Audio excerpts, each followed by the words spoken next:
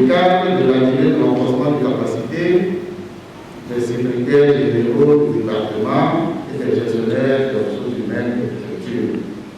Je voudrais vous donner ma disponibilité à accompagner l'atelier de tous les participants pour que votre séjour se passe agréablement ici à Dassa-sur-Mer. Ceci, bien sûr, c'est dans les limites de l'air prérogative. Je voudrais donc juste vous rassurer que vous êtes en de bonnes mains et que votre séjour se passera sans aucune difficulté. Je voudrais souhaiter vous demander au directeur de cabinet de transmettre vos salutations à M. le ministre pour tout ce qu'il fait pour le département dont il a la charge. Nous avons suivi les derniers événements.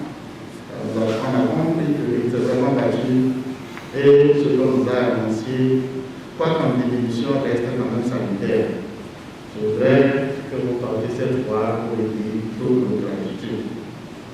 Et donc, à chacun à tous, je souhaite la bienvenue à Dassa-sur-Mer et je souhaite aussi qu'à la fin de votre séjour, que vous visitez le site touristique. Parce qu'il y a des merveilles, lorsqu'on y vient, on est pressé de montrer et on fait beaucoup de choses. Bon séjour à vous.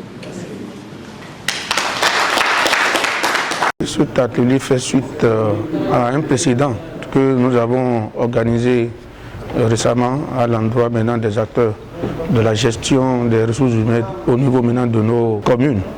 Avant l'avènement de la loi 2015-18 du 1er septembre 2017 portant statut général de la fonction publique territoriale, il y avait toute une cacophonie au niveau quand même du droit qui devait être appliqué au personnel de nos collectivités maintenant décentralisées. Donc, cet atelier vise principalement à parler aux acteurs de la nécessité désormais de disposer des plans stratégiques de recrutement avant de lancer maintenant tout recrutement.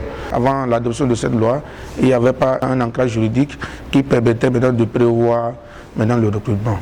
L'autre objectif de l'atelier, c'est d'insister sur l'innovation relative maintenant aux outils modernes de gestion de la carrière du personnel de nos collectivités décentralisées, notamment les plans organiques, les plans de recrutement, les plans de gestion de carrière, les plans de formation et de redéploiement.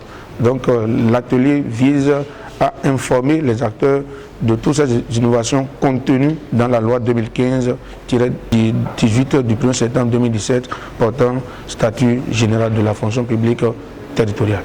Ce qui va véritablement changer au niveau des participants, c'est l'appropriation des innovations dont j'ai parlé récemment, afin qu'il y ait une synergie d'action entre les mairies et les préfectures. Il faudrait maintenant que les mairies et les préfectures parlent d'une même langue par rapport maintenant à ces innovations.